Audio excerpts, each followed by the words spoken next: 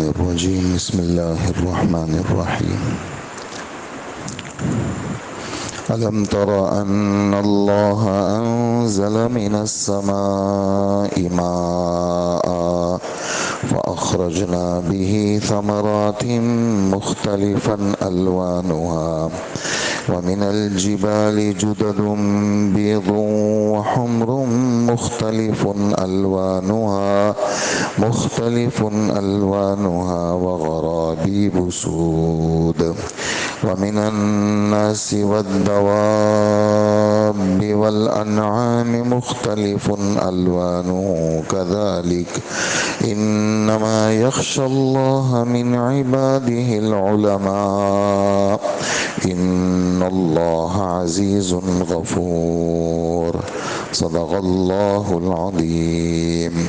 سورہ فاطر کی دو آیتیں آپ حضرات نے سنی، 27 اور 28، اور 16واں رکوع 22ویں پارے کا شروع ہو چکا ہے۔ اس کے بعد دو رکوع کے بعد سورہ یاسین ہے۔ اللہ جل جلالہ ان آیتوں میں اپنی قدرت کو بیان فرما رہے ہیں۔ کیا تم نے نہیں دیکھا کہ اللہ تعالیٰ نے آسمان سے پانی اتارا، پھر ہم نے اس کے ذریعے رنگ برنگ کے پھل اگائے، پہاڑوں میں بھی ایسے ٹکڑے ہیں جو رنگ برنگ کے سفید اور سرخ ہیں، کالے اور سیاہ بھی ہیں، اور انسانوں اور جانوروں اور چوپایوں میں بھی ایسے ہیں جن کے رنگ مختلف ہیں۔ اللہ سے ڈرتے وہی ہیں جو علم رکھنے والے ہیں، یقیناً اللہ جل جلالہ زبردست ہیں، غالب ہیں، صاحب اقتدار بھی ہیں اور بہت بخشنے والا بھی ہے۔ یہ ان دو آیتوں کا ترجمہ ہے۔ جس طرح پیچھے اللہ پاک کی قدرت کا بیان گزرا، بار بار دوبارہ ہمارے رب قدرت کا بیان فرماتے ہیں، اور آسمان سے پانی جو اترتا ہے اس میں اللہ پاک نے ہر چیز میں زندگی رکھی ہے پانی کے ذریعے سے، اور ارشاد فرماتے ہیں کہ وَجَعَلْنَا مِنَ الْمَاءِ كُلَّ شَيْءٍ حَيٍّ، یہ 19ویں پارے کی آیت ہے۔ ہم نے پانی کے ذریعے سے ہر چیز کو زندگی بخشی۔ پانی ہوتا ہے تو چیز زندہ رہتی ہے، پانی نہیں تو چیزیں ختم ہو جاتی ہیں۔ تو ہم نے پانی کو اتارا ہے۔ پھر 13ویں پارے سورہ رعد کے اندر اللہ پاک ایک بات فرماتے ہیں کہ وَفِي الْأَرْضِ قِطَعٌ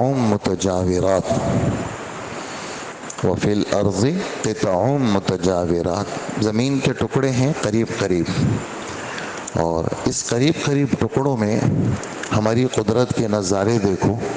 زمین بھی ایک ہی ہے، پانی بھی ایک ہی ہے، آسمان سے پانی اترتا ہے، زمین ایک ہی ہے، لیکن اس مختلف زمین کے اندر ہماری ترتیب دیکھیں کہ کچھ زمین کچھ اگاتی ہے، کچھ زمین کچھ اگاتی ہے، اور کسی کی خاصیت جیسے ہم دنیا میں دیکھتے ہیں بعض زمینیں کاجو اگاتی ہیں، کاجو مہنگا ہے، بادام اگاتی ہے، پستہ اگاتی ہے، اور زعفران اگاتی ہے، یہ سب مہنگی چیزیں ہیں۔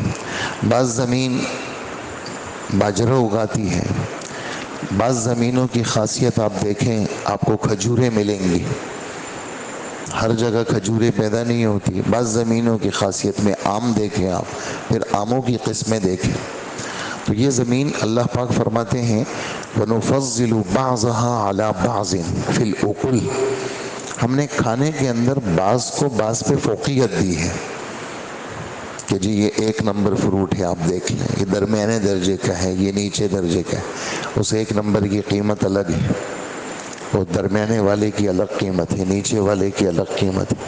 کھانے کے ذائقوں میں ہم نے فرق رکھا ہے۔ یہ تو 13ویں پارے کی آیت ہے۔ یہاں ہمارے رب فرماتے ہیں اس آیت میں کہ ہم قسم قسم کی رنگتوں والی چیزیں پیدا کرتے ہیں۔ پھلوں کی رنگتوں کو آپ دیکھ لو، بالکل پھول ہوتا ہے، پھول بند ہو جاتا ہے، پھر چھوٹی سی ایک کیری بن جاتی ہے، اس کا رنگ الگ ہوتا ہے، بڑے ہوتے ہوتے اس کا رنگ بدلتا رہتا ہے۔ پھر درخت پہ لگے لگے ہی اس کے اندر ہم تبدیلیاں لاتے ہیں. پھر ایک ہی آم میں آپ دیکھ لیں، ایک سیب میں آپ دیکھ لیں، قسم قسم رنگتیں. تو یہ پھلوں کے اندر یہ جو رنگتیں ہم نے بدلی ہیں، یہ ہمارا کام ہے. قسم قسم رنگتیں. انگور کی رنگت آپ دیکھ لیں، انار کی دیکھ لیں، پھر اس کی خاصیتیں آپ دیکھ لیں. یعنی رنگتیں بھی الگ، طبیعتیں بھی الگ. رنگتیں بھی الگ، طبیعتیں بھی الگ، ذائقہ بھی الگ، اثرات بھی الگ. ہر پھل کا اپنا اثر، ہر سبزی کا اپنا اثر. یہ ہم نے کیا ہے سارا. اللہ پاک فرماتے ہیں یہ کوئی اور نہیں کر سکتا، یہ ہمارا کام ہے. پھر تم جب نکلتے ہو سفر پہ، پہاڑوں کی قسمیں دیکھو. کچھ پہاڑ تمہیں بالکل سفید نظر آئیں گے، جیسے بعض ہمارے ہی ملک کے اندر بعض علاقے ایسے ہیں کہ پہاڑوں کی کھدائی لوگ کرتے ہیں، اس میں پتھر نکلتے ہیں بالکل سفید پتھر. یہ ہم یعنی اس کے اندر جیسے آپ نے طواف کے دوران حرم کے اندر دیکھا کہ بالکل سفید پتھر. پھر اس پتھر کی خاصیت جو مطاف کے اندر پتھر ہے، جتنی بھی تیز دھوپ ہو وہ گرم نہیں ہوتا. یہ بھی اللہ کا کرم ہے. بعض ماربل آپ دیکھیں اور بعض اس پہ آپ پاؤں رکھیں گے تو پاؤں ہم نہیں رکھ سکتے، پاؤں جل جاتا ہے. مطاف کا جو پتھر ہے، بعض پتھر کی خاص جتنی تیز دھوپ ہو اس پہ دھوپ کا کوئی اثر نہیں. یہ بھی اللہ کا کام ہے. تو سفید، خالص سفید، پھر مکس سفید آپ دیکھ لیں، کالا، اور پھر بالکل خالص سرخ. تو سرخ پہاڑ بھی ہم نے پیدا کیا، کالے کالے پہاڑ. پھر کالے میں بھی قسم، ایک بالکل کالا کلوٹا، غرابی وسود، تاکید کے لیے بالکل، یہ نا اردو میں بھی کہتے ہیں کہ کالا، یہ ہے کالا کلوٹا. یہ کلوٹا لفظ جو ہے نا اس کی تاکید کے لیے. ایک باز بالکل کالا ہے، بالکل جس کو بلیک کہتے ہیں، خالص بالکل. تو یہ چیزیں اللہ پاک فرماتے ہیں، یہ جو رنگتیں ہیں یہ الگ الگ ہیں. اچھا، پھر عربی کے اندر وہ کہتے ہیں نا زیر زبر کا کیا مسئلہ ہے، تو زیر زبر سے بھی ترجمے بدلتے ہیں. اس میں ہم دیکھ لیں کہ شروع میں پھلوں کے لیے مختلفاً زبر آیا ہے، اور انسانوں اور چوپایوں کے لیے مختلفاً پیش آیا ہے. تو مختلفاً یہ عربی ترکیب میں حال بنے گا. تو پھل اور اس کے ساتھ سبزیاں، یہ چیزیں کیا ہیں، ان کی رنگتیں بدلتی رہتی ہیں. رنگ بدل رہا ہے. پہلے کیا رنگ تھا، پھر بڑا ہوا تو رنگ دن بدن رنگ بدلتے رہتے ہیں. اچھا، انسان کا رنگ جیسے ہوتا ہے وہ تقریباً ویسے ہی رہتا ہے. بکری پیدا ہو گئی تو اسی کلر کی ہوگی، اگر گائے ہو گئی تو اسی کلر اس کا، تو وہ مختلفن وہ نہیں بدلے گا. انسانوں کا رنگ، جانوروں کا رنگ، اور پھلوں کا رنگ اس کے لیے مختلفاً وہ حال ہے، تو حال بدلتا رہتا ہے. اسی طرح ہم دیکھتے ہیں، اسفار میں دیکھتے ہیں بعض علاقوں کے اندر یہ جو پہاڑ دور دور سے نظر آتے ہیں، یہ ہر تھوڑی دیر کے بعد اپنی رنگتوں کو بدلتے رہتے ہیں کہ جی یہ منظر اس وقت کچھ اور ہے، آدھے گھنٹے کے بعد کچھ اور جب بالکل دھوپ تیز نکل جائے گی پھر کچھ اور، پھر جب اور تھوڑا سا مدھم ہوگا، یہ روشنی مدھم ہوگی تو پھر کچھ اور ہو جائے گا، رات میں کچھ اور ہو جائے گا. یہ جتنے منظر کی تبدیلی ہے اللہ پاک فرماتے ہیں یہ بھی میں کرتا ہوں. یعنی مطلب اس میں کسی چیز میں کسی انسان کا دخل نہیں ہے، یہ سارے میرے کام ہیں. لہٰذا ان باتوں کو دیکھ کر کے تمہارے دل دماغ میں کیا آنا چاہیے؟ تمہارے دل دماغ میں اللہ کی عظمت آنی چاہیے، اللہ کی بڑائی آنی چاہیے، اللہ کا علم، اللہ کی صفات کا علم. اس کا نتیجہ کیا ہونا چاہیے؟ لوگ تو نہیں نالج میں اضافہ ہو گیا. جی نالج میں اضافہ ہو گیا، یہ دنیا کی کوئی نالج نہیں ہے، یہ آخرت کی نالج ہے. اس کا کیا نتیجہ نکلنا چاہیے؟ کہ جی اس کا نتیجہ نکلنا چاہیے کہ خلوت اور جلوت میں، اکیلے میں اور لوگوں کے سامنے، تمہارے دل میں اللہ کا خوف ہونا چاہیے. تمہارے دل میں یہ بات ہونی چاہیے کہ کوئی مجھے دیکھ رہا ہے. تمہارے دل میں یہ بات ہونی چاہیے کہ کوئی میرا پالنے والا ہے. تمہارے دل میں یہ بات ہونی چاہیے کہ مجھے کہیں جانا ہے، مجھے مرنا ہے، میری پیشی ہوگی، مجھ سے پوچھیں گے کہ بھئی کیا کر کے آئے؟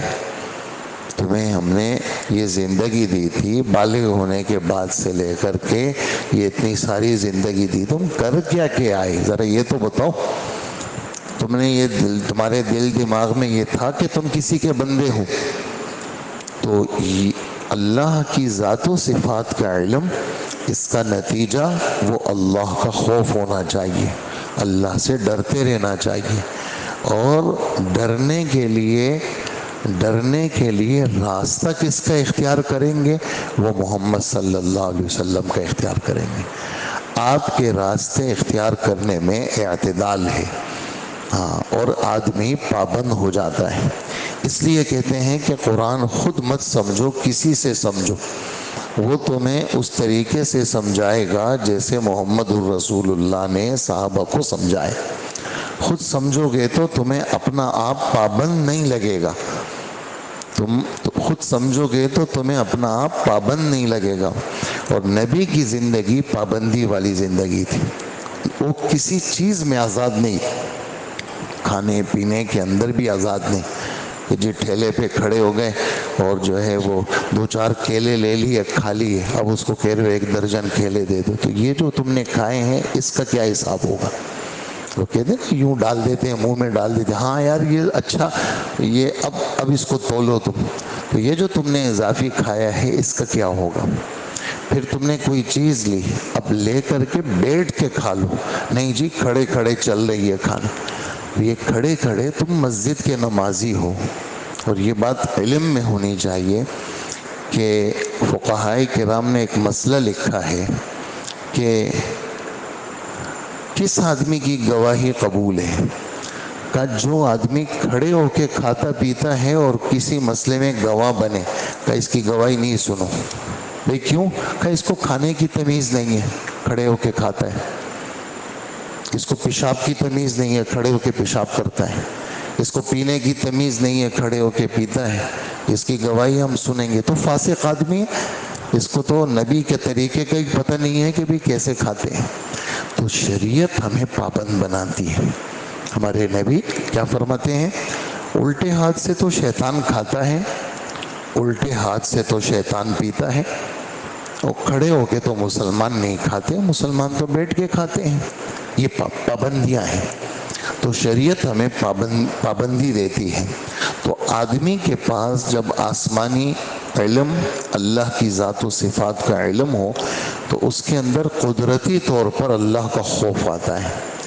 پھر یہ خوف، خشیت اور خوف میں کیا فرق ہے؟ تو کہا کہ کسی کی عظمت سامنے رکھ کر کے جو دل میں کیفیت ہو اس کو خشیت کہتے ہیں۔ کسی کی عظمت سامنے ہو اور ڈر لگے اس کو تو اس کو خشیت کہتے ہیں۔ اور یہ خشیت اللہ کے رسول نے اللہ سے مانگی ہے۔ اللہم اجعلنی اخشاک کانی اراک ابدا، اللہ مجھے ایسا بنا دے کہ میرے دل میں آپ کی خشیت ہو، ایسا مجھے کر دے کہ میں مستقل آپ کو دیکھ رہا ہوں، مجھے ایسا کر دے، میرے دل میں اپنا خوف بٹھا دے تاکہ میں کبھی نڈر نہ ہوں، کچھ نہیں ہوتا، دیکھا ہے ہم نے بہت سارے، یہ جملے اچھے نہیں ہیں۔ اللہ موجود ہے، اللہ کی خشیت یہ بہت، اور جس کے پاس خشیت نہیں ہے وہ عالم بھی نہیں ہے۔ من لم یخش فلیس بعالم، صرف عربی پڑھ لینا یا گرامر پڑھ لی، تفسیر پڑھ لی، حدیث پڑھ لی، مدرسے کی سند مل گئی، جی یہ عالم صاحب ہے، لیکن وہ خدا سے نہیں ڈرتا۔ علماء نے صاف لکھا ہے کہ بھئی جس کے پاس خشیت نہیں ہے وہ عالم نہیں ہے، اور جس کے پاس خشیت ہے، تفصیلی بالکل علم نہیں ہے اس کے پاس، لیکن اس کے دل میں اللہ کا خوف ہے، وہ عالم ہے۔ لکھا ہے صاف، ابھی میں آپ کو پڑھ کے سناتا ہوں 2-3 بزرگوں کے اقوال، حضرت مفتی شفیع صاحب نے یہ بات لکھی ہے۔ تو اور اسی طرح آپ سنتے رہتے، میں ایک دعا مانگتا ہوں، اللہم اقسم لنا من خشیتک ما تحول به بیننا و بین معاصیک، اے اللہ مجھے ایسا اتنا خوف دے دے کہ آپ کے اور میرے درمیان جو گناہوں کا ایک سلسلہ ہے کہ میں آپ کی نافرمانی کرتا ہوں، یا اللہ ایسا خوف دے دے کہ وہ خوف بیچ میں آڑے آ جائے اور میں آپ کی نافرمانی نہ کر سکوں. مجھے ایسا خوف دے دے کہ میں آپ کا نافرمان بندہ نہ بنوں اور میں آپ کو ہر وقت اپنے سامنے رکھوں. تو جس کے اندر خشیت ہوگی. اور اچھا، ایک کیفیت یہ ہے کہ ہم سب کی عقیدے والی کیفیت، یہ حضرت تھانوی نے یہ بات لکھی ہے، بہت زبردست بات ہے. ایک ہے عقیدے والی کیفیت کہ بھی میرا عقیدہ ہے کہ اللہ پاک کا علم، اللہ کی صفات کا علم عقیدہ ہے، میرا عقیدہ ہے. تو جس آدمی کا صرف علم عقیدے تک ہو، اس کا حال نہ بنے، تو وہ صرف عقیدے تک رہتا ہے. اور عقیدے کا علم یہ آدمی کو گناہ سے نہیں بچاتا.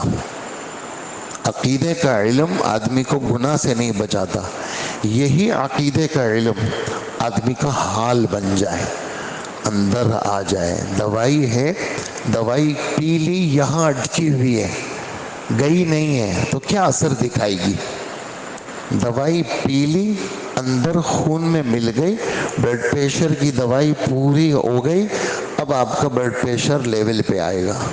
دوائی پی لی، اندر اندر چلی گئی، بدن میں مل گئی، تو شوگر کا لیول ٹھیک ہو جائے گا. دوائی پی لی، اینٹی بائیوٹک چلی گئی، تو آپ کے جراثیم کو مارے گی. دوائی اگر یہی اٹکی ہوئی ہے یا گردے کام نہیں کر رہے ہیں، تو جو دوائی کھائیں گے تو زہر بنے گا، وہ آپ کے بدن کا حصہ نہیں بنے گا. تو علم تو آیا لیکن حال نہیں بنا، آپ کے اندر جذب نہیں ہوا، صرف اوپر اوپر ہے، تو آپ گناہ سے نہیں بچیں گے. علم آیا، وہ جذب ہو گیا، وہ آپ کے روئے روئے میں چلا گیا، اور روئے روئے میں جا کر کے اس نے آپ کو اندر سے بدل دیا. یہ مطلوب ہے. تو اس وقت جو حال ہے ہم سب کا، ہم اعتقادی علم تو رکھتے ہیں لیکن حال والا علم نہیں ہے. اور حال والا علم اس لیے نہیں ہے کہ ہم سچے طالب نہیں ہیں.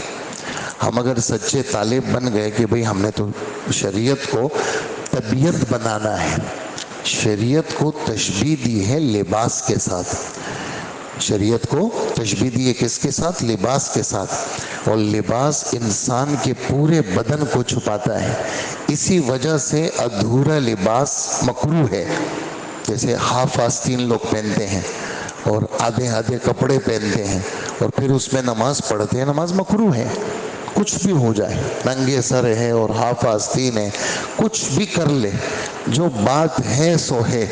1500 سال پہلے جو بات لکھی ہے اللہ کے رسول نے، وہ آخر قیامت کے دن تک وہی ہوگی، میرے تبدیلی سے وہ نہیں بدلے گی. تو جو چیز شریعت کیا ہے؟ شریعت کو تشبیہ دی ہے لباس کے ساتھ. اور لباس کس کو کہتے ہیں؟ وہ زینت بھی ہے اور بدن کو چھپاتا بھی ہے. اسی طرح شریعت جب لباس بن کے اترتی ہے تو یہ پورے بدن کا حصہ بن جاتی ہے. ادھورے بدن کا حصہ نہیں، پورا بدن کا حصہ. تو انسان خوبصورت بھی لگتا ہے اور اس کا پورا بدن شریعت سے مستفید بھی ہوتا ہے. تو ایک ہے اعتقادی علم اور ایک ہے حال والا علم. تو یہ حال والا علم کیا ہے؟ یہ مطلوب ہے. اور مایوسی اس لیے نہیں ہے کہ بار بار آنا، بار بار بیٹھنا، بار بار تبلیغ میں نکلنا، جی جانا بیٹھنا، نکل گئی جی چلہ لگا لیا، 7 مہینے لگا لیے جی، سال لگا لیا، آ رہے ہیں جا رہے ہیں، مسجد نہیں چھوڑ رہے ہیں، ماحول نہیں چھوڑ رہے ہیں. تو مایوسی اس لیے نہیں ہے کہ جب آدمی ماحول نہیں چھوڑے گا، بار بار آئے گا آئے گا آئے گا، تو ایک دن کیا ہو جائے گا؟ دل بدل جائے گا. اور پھر کیا ہوگا؟ پھر انسان شریعت اس کی طبیعت بن جائے گی، اور پھر کسی صورت میں وہ نہ اپنے بچوں کو چھوڑے گا نہ اپنے آپ کو چھوڑے گا. مایوسی اس لیے نہیں ہے. اور آگے مستقل لگے رہنا. وہ کہتے ہیں پیوست شجر رے امید بہار رکھ، درخت سے جڑا رے تو پھر تو بہار کی امیدیں رکھنی ہے. درخت سے پتا کٹ گیا اب تو پتہ نہیں کہاں جائے گا، کچھ دنوں میں سوکھ کر کے چورا چورا ہو جائے گا، لیکن جب درخت سے، مسجد سے، ماحول سے، دین سے، اچھے لوگوں سے وہ ملا رہے گا، جڑا رہے گا، تو امید بہار ہے کہ ایک نہ ایک دن یہ شریعت ہمارا مزاج بن جائے گی، اور پھر یہ اعتقادی خوف، اعتقادی خشیت، وہ طبیعت انسان کی بن جائے گی۔ اللہ مجھے بھی نصیب فرمائے، آپ کو بھی نصیب فرمائے۔ باتیں تو بہت ساری ہیں، لیکن بس اللہ کی ذات سے مانگنا کہ اللہ مجھے اپنا خوف دے دے، اور سر سے لے کر پیر تک میرا جو بدن ہے وہ شریعت کا تابعدار بنا دے، اور کسی صورت میں یا اللہ میں نکلوں نہیں، کسی صورت میں میں نکلوں نہیں، سرکش نہ ہوں، اور اگر خدا نہ کرے کبھی نفس کے تقاضے سے ادھر ادھر ہو گیا پھر واپس آنا۔ لفظ توبہ، توبہ اس کا معنی کیا ہے؟ واپس آنا۔ توبہ، توبہ کر لی یعنی نکل گیا تھا، اب توبہ کر لی، واپس آ گیا، کہیں چلا گیا تھا اب واپس آ گیا، واپس آ کر کے اس نے اللہ کی ذات سے کیا کر لی؟ صلح کر لی اور معافی مانگ لی۔ تو یہ حضرت نے ایک دو باتیں لکھی ہیں، وہ میں تھوڑا سا پڑھ کے سناؤں، پھر دعا کر لیتے ہیں۔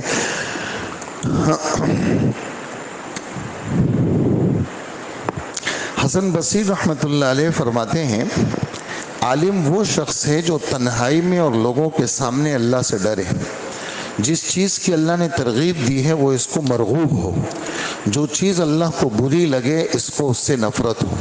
حضرت عبداللہ ابن مسعود رضی اللہ عنہ فرماتے ہیں، بہت سی احادیث یاد کر لینا یا بہت سی باتیں کرنا کوئی علم نہیں، علم تو اس کو کہتے ہیں جس کے ساتھ اللہ کا خوف ہو۔ حاصل یہ ہے کہ جس قدر کسی میں اللہ کا خوف ہے وہ اسی درجے کا عالم ہے۔ احمد ابن صالح مصری رحمۃ اللہ علیہ فرماتے ہیں، خشیت اللہ کو کثرت روایات اور کثرت معلومات سے نہیں پہچانا جاتا، بلکہ کتاب و سنت کی اتباع سے پہچانا جاتا ہے۔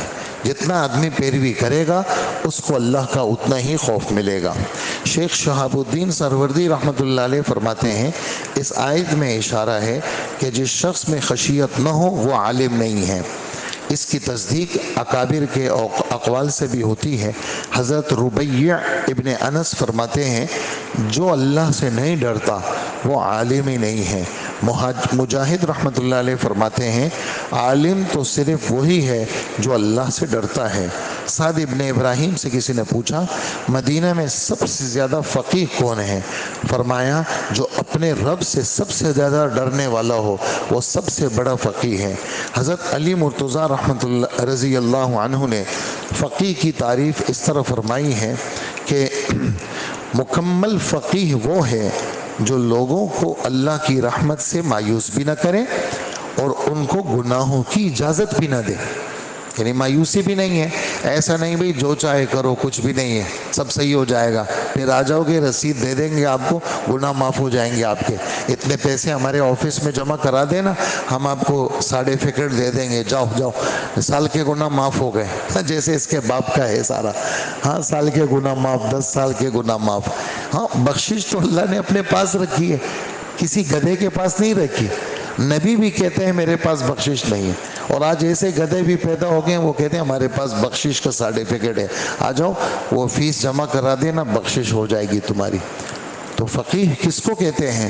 جو اللہ کی رحمت سے مایوس بھی نہ کرے اور ان کو گناہوں کی رخصت بھی نہ دے اور ان کو اللہ کے عذاب سے مطمئن بھی نہ کرے۔ ہاں بھی کچھ نہیں ہوگا، اچھا ہاں میں ہوں نا، میں آپ کو بتا رہا ہوں، ہاں کچھ نہیں ہوگا، ایسا نہیں۔ خود ہمارے رب فرماتے ہیں، اَأَمِنْتُم مَّن فِي السَّمَاءِ، اس اللہ سے مطمئن ہو گئے جس کی قدرت آسمانوں میں ہے اور وہ حکم دے دے وہ زمین کو پھاڑ کر کے تمہیں اندر کر دے، تم اس اللہ سے مطمئن ہو گئے ہو کہ اللہ کچھ بھی نہیں کر سکتا؟ ہاں بے دھڑک جو چاہے کرو، جس طرح چاہے گناہ کرو، کیا مطمئن ہو گئے؟ اطمینان نہیں ہے۔ تو فقیہ اس کو کہتے ہیں جو اللہ کے عذاب سے مطمئن بھی نہ کرے اور قرآن کو چھوڑ کر کسی دوسری چیز کی طرف رغبت نہ کرے۔